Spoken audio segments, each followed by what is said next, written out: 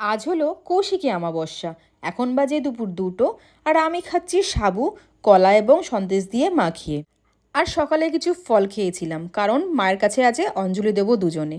আসলে আজকে একটা বাড়িতে আমাদের নিমন্ত্রণ আছে পুজোর জন্য, তাই চটপট তার জন্য রেডি হয়ে পড়ি। মায়ের পুজোর জন্য এই দিনটি বিখ্যাত কেন জানো? বলি তাহলে।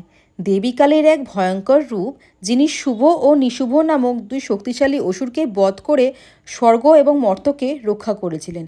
তাই আজকের দিনটা সাধনার জন্য খুব ভালো দিন। তারাপীঠে আজ খুব জাঁকজমক করে পুজো হয়ে থাকে। আজকে যে আমি আত্মীয় বাড়িতে এসেছি না, এটা হচ্ছে আমার দেওর মানে সৈকতের বড় মামার বাড়িতে। এদের বাড়িতেও কিন্তু বেশ জাঁকজমক করে পুজো হয়ে থাকে, তোমাদের আজকে সেটাই দেখাবো।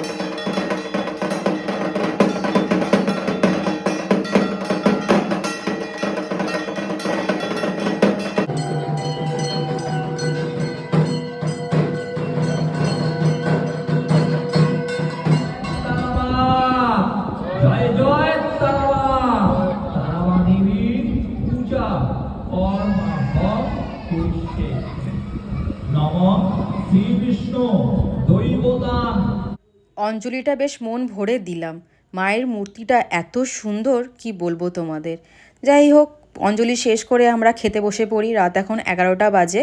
পুরি আর সাথে ছোলার ডাল, এরপর দেয় ফ্রাইড রাইস আর সাথে পনিরের একটা তরকারি। আর হ্যাঁ, স্টলেও ছিল ফুচকা এবং ভেজ পকোড়া। আর শেষ পাতে ছিল চাটনি এবং পাঁপড়। আর মিষ্টি তো আমি সেই খাই না, তোমরা জানোই। ও খাচ্ছিল, সেটাই তোমাদের দেখালাম। খাওয়া শেষ হতেই এখানে এসে দেখি হোম শুরু হয়ে যায়।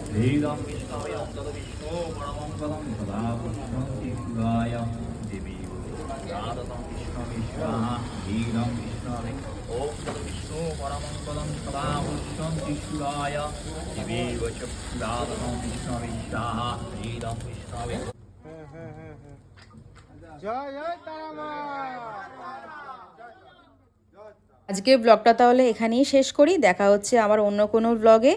ভালো থেকো সকলে। টাটা।